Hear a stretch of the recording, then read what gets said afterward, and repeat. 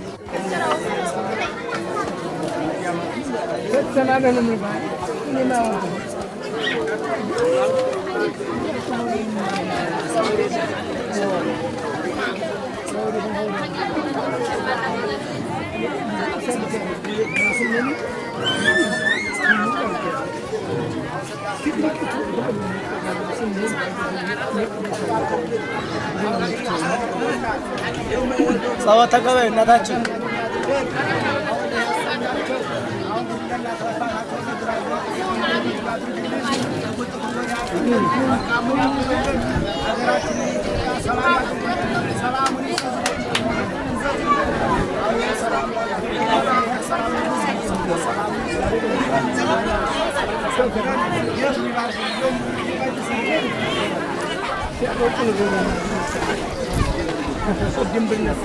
ቀጣይኛ በጅልና ይሆን እንግዲህ ደግሞ በቀጣይ አቦንዶ ስለውነት እንደው መጨረሻውን ይሄ ሰላሙ ተረጋግቶ በደህና እንድንገናኝ ለቀጣይ ደህና ብጅተን ማለት ነው።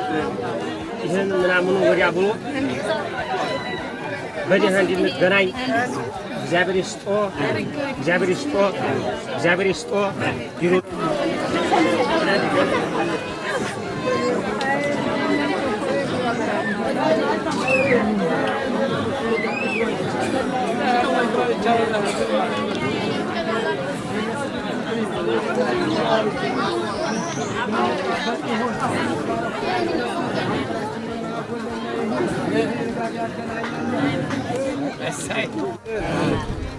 አሜን በሉ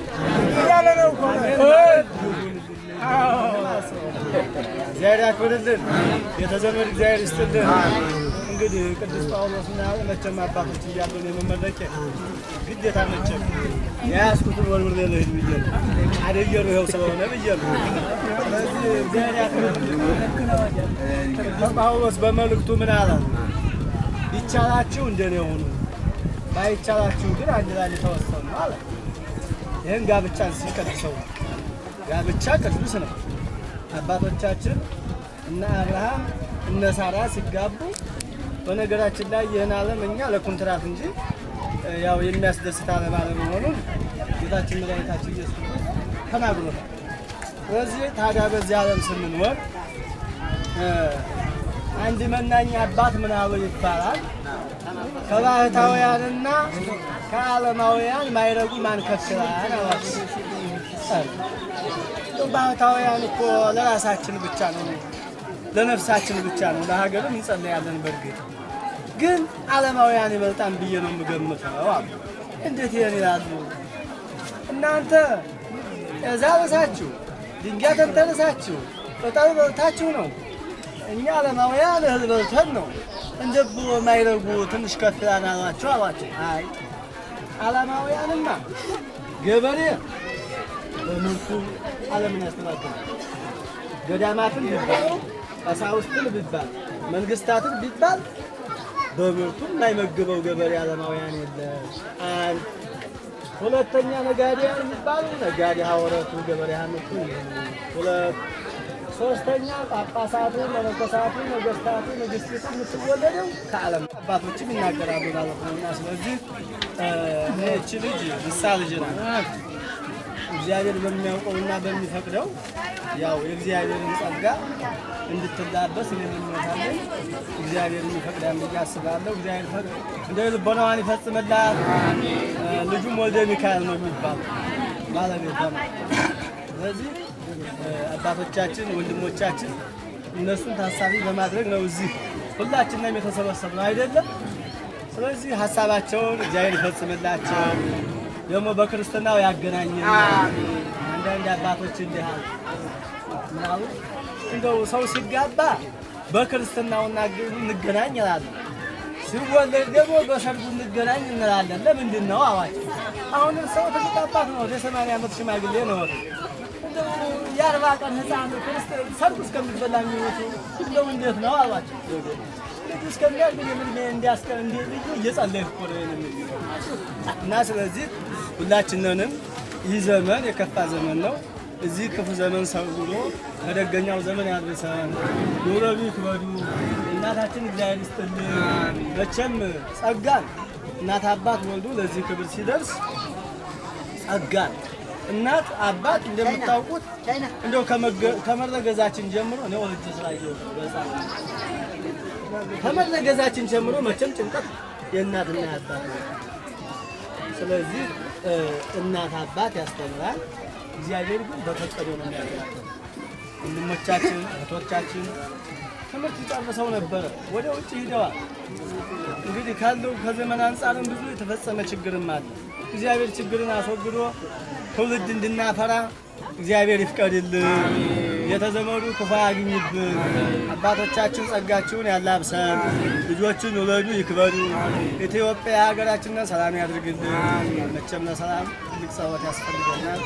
አዎ የኢትዮጵያ ችግር ከምን ምክንያት እንደሆነ ይታወቃል። የራሳችን የኃጢአታችን ውጤት ነው።